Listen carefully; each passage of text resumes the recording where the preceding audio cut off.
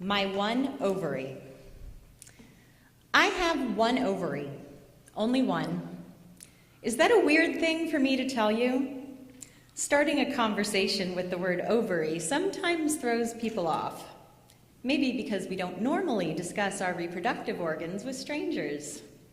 But for me, it's a topic of conversation because it was kind of a big deal when I lost my ovary so many years ago. What happened was cancer. A football-sized tumor was found on my right ovary.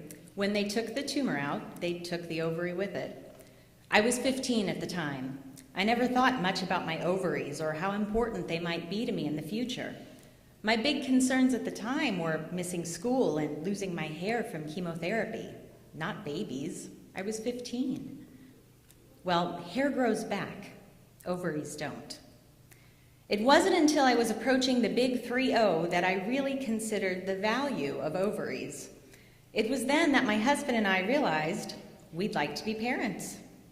But I also realized the fertility I had at that point might already be declining and possibly at a faster rate due to my unusual medical history. So, we were officially trying.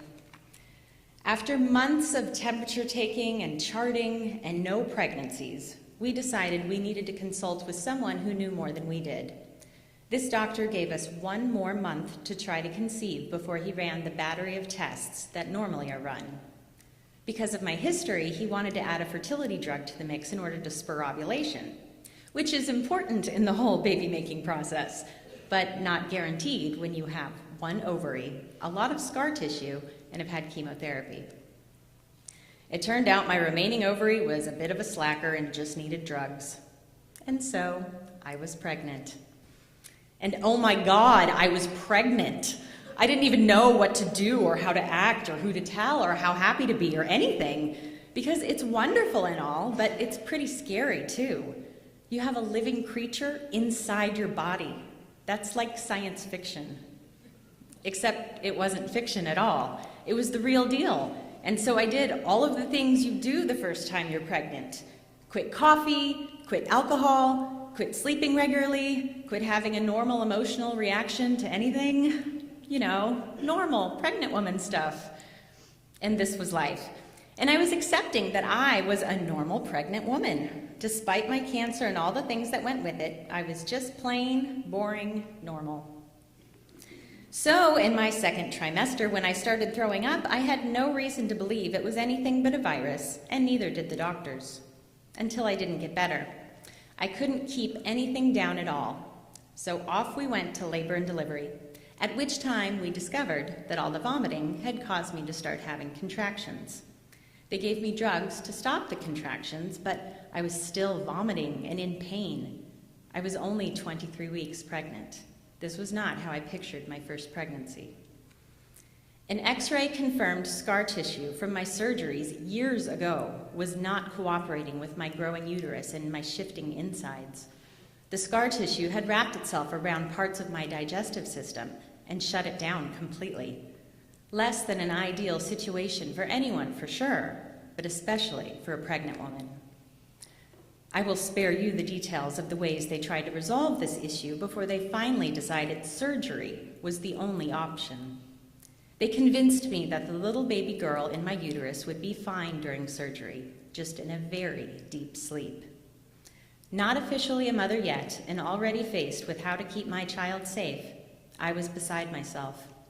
But my husband and I had no choice but to agree to the surgery. The condition I was in was life-threatening to both me and my unborn daughter. All we could do at that point was pray and keep our hope alive that all would go well. And thankfully, everything went as planned. But now my first pregnancy included recovering from a major operation. I was no longer a normal pregnant woman. As my body tried to heal from the 6-inch vertical incision in the middle of my abdomen, that very same abdomen was growing and expanding as the baby girl inside grew and expanded herself.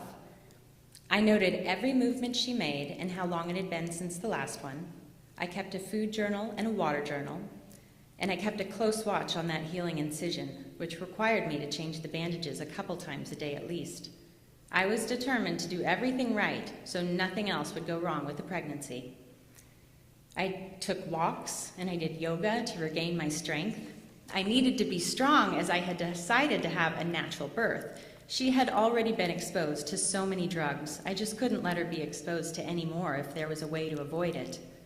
After all, my doctor felt confident I could carry her to term and could deliver her however I wanted to. And that's exactly what I did. I officially became a mother just 2 days before my due date. No interventions required. She was delivered the old-fashioned way and was completely healthy and beautiful, fearfully and wonderfully made, indeed.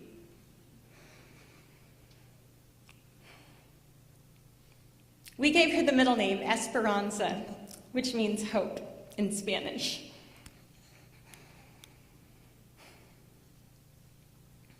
"16 years after my right ovary was removed, I discovered the power of my one remaining ovary.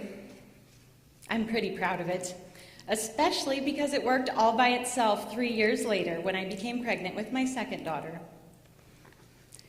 And I decided it's okay that I only have one ovary, because that ovary has given me the thing in my life that I truly needed, but I never knew I wanted. Motherhood. Thank you."